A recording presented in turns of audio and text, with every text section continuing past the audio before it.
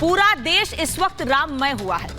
पूरा देश बस इंतजार कर रहा है कि कब भगवान राम की मूर्ति की प्राण प्रतिष्ठा हो और वो दर्शन करने के लिए पहुंचे वहां पर। लेकिन वहीं दूसरी ओर राजनीतिक हलचल कुछ और चल रही है।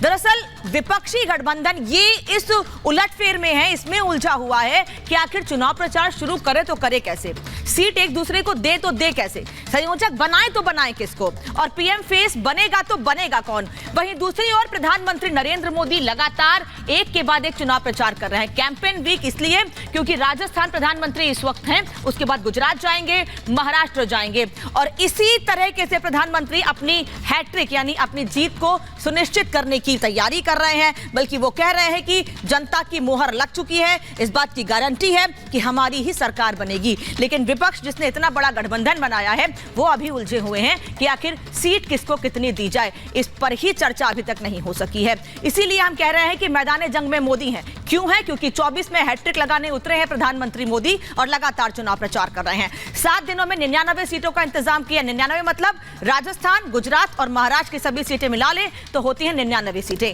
राजस्थान में बना है क्लीन स्वीप का प्लान, 25 की 25 सीटें जीतने का प्लान बना है। नड्डा समेत दिग्गजों को मोदी ने मंत्र दिया है और एक बैठक भी हुई है नड्डा के साथ। सभी 25 सीटों पर कमल खिलाएंगे, यह कहना है प्रधानमंत्री मोदी का। जो पहले हुआ है वो एक बार फिर होगा। मोदी जल्द चुनाव प्रचार का बिगुल फूकेंगे। हालांकि शुरुआत उन्होंने कर दी है, लेकिन औपचारिक तौर पर जल्द ही चुनाव प्रचार का बिगुल फूकेंगे। गुजरात, महाराष्ट्र में 3 रैलियां करने वाले हैं प्रधानमंत्री नरेंद्र मोदी, और राजस्थान में 3 दिन के दौरे पर थे ही पहले से ही वो। 9 जनवरी को गुजरात से वो आगाज करेंगे। गुजरात यानी जो उनका गृह प्रदेश है वहां से शुरुआत करने वाले हैं। कल देर शाम गांधीनगर पहुंचेंगे प्रधानमंत्री नरेंद्र मोदी, और यह माना जा रहा है कि यह जो दौरा है बेहद महत्वपूर्ण है गुजरात के लिए भी, आसपास के राज्यों के लिए भी। साथ ही सीएम समेत बड़े नेताओं की बैठक लेने वाले हैं प्रधानमंत्री नरेंद्र मोदी। सभी 26 सीटों पर विस्तार से इस दौरान मंथन होगा गुजरात की।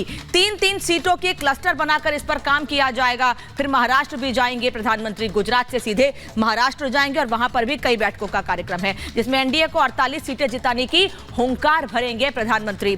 तो ये तैयारी है एक तरफ बीजेपी की, प्रधानमंत्री की, वहीं दूसरी ओर अभी गठबंधन उलझा हुआ है कि करना क्या है। इस बीच एक बड़ी खबर आपको बता देती हूं कि 9 जनवरी को बीजेपी की अहम बैठक होने वाली है।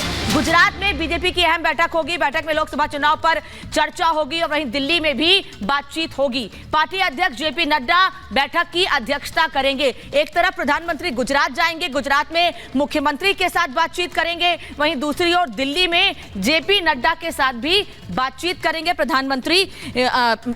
जेपी नड्डा के साथ पहले भी उन्होंने बातचीत की है और एक बार फिर जेपी नड्डा के साथ बातचीत करेंगे। लेकिन अभी जो जेपी नड्डा बात करेंगे वो कार्यकर्ताओं से करेंगे। यानी प्रधानमंत्री गुजरात में रणनीति तैयार कर रहे हैं, तो वहीं जेपी नड्डा ये देख रहे हैं कि और राज्यों को कैसे साधा जाए। तो एक तरफ प्रधानमंत्री भारतीय जनता पार्टी मिलकर खुद को और मजबूत करने की तैयारी कर रही, लेकिन गठबंधन से बाहर लड़ाई अब निकल चुकी है। यानी इंडी गठबंधन एक तरफ उलझा हुआ है सीट शेयरिंग में, वहीं लड़ाई इससे एक कदम आगे और निकल चुकी है। गठबंधन में मायावती को लेकर हंगामा मचा हुआ है, क्योंकि मायावती को लेकर सवाल पूछा गया। अखिलेश नहीं चाहते हैं कि बसपा को साथ लाएं, इसीलिए वो मीडिया से सवाल कर रहे हैं। मायावती की एंट्री पर ब्रेक लगाने में लगे हुए हैं अखिलेश यादव।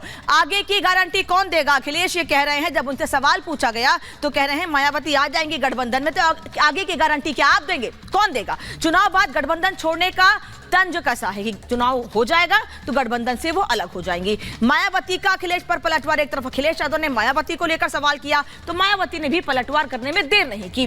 अपने गिरेबान में जाके अखिलेश, मायावती ये कह रही हैं कि अपने गिरेबान में जाके अखिलेश यादव बीजेपी से मिली सपा का दामन दागदार है। ये मायावती कह रही हैं अखिलेश यादव के बयान पर। 2019 में सपा बसपा का गठबंधन फेल हो गया था और उसके बाद ये दोनों पार्टियां साथ नहीं दिखी हैं। 24 में मोदी योगी की 80 सीट पर नजर है, लेकिन ये लोग आपस में ही उलझे हुए हैं कि आगे करना क्या है और किस तरीके से खुद को और मजबूत करना है। हालांकि मजबूती गठबंधन की फिलहाल कहीं दिख नहीं रही है। इस पर हम आज बातचीत करेंगे। हमारे साथ मेहमान होंगे।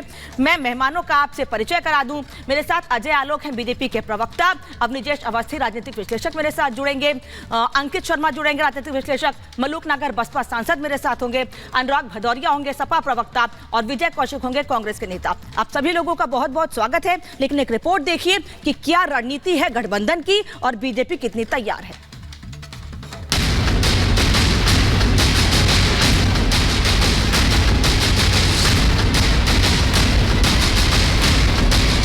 वो आए थे, इन्विटेशन दिए हैं, मैं जल्द से जल्द तय करूंगा क्या करना। भगवान जिसको बुलाएंगे वो अपने आप दौड़ा चला जाएगा।